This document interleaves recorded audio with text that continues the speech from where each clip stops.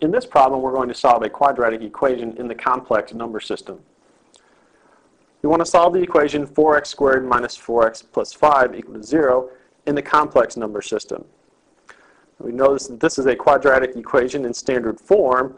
This is the form ax squared plus bx plus c is equal to 0. So we'll go ahead and use the quadratic formula here, and we identify that a is equal to 4, b is equal to negative 4, and c is equal to 5. The quadratic formula, x is equal to negative b plus or minus the square root of b squared minus 4ac, all divided by 2a.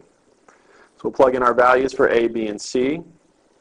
So we'll have negative 4 plus or minus the square root of negative 4 squared minus 4 times 5, all over 2 times 4. I'll clean that up.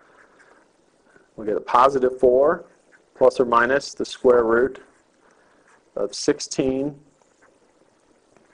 minus 80, all divided by 8.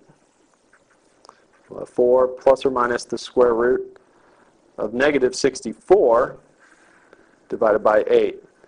And we can simplify this radical because we're dealing with a complex number system. We'll have 4 plus or minus 8i. The square root of 64 is 8. The square root of negative 1 is the imaginary unit I. All of that divided by 8. There's a common factor of 4 that we can cancel. This will end up giving us 1 plus or minus 2i divided by 2. We'd like to write this in our standard form for complex numbers. So we could write 1/2 plus or minus 2/2 I. Again, we can simplify 2/2 as 1.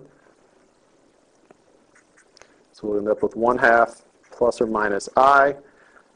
And if we write this in our solution set form, the solution set will be 1/2 minus I, 1/2 plus I.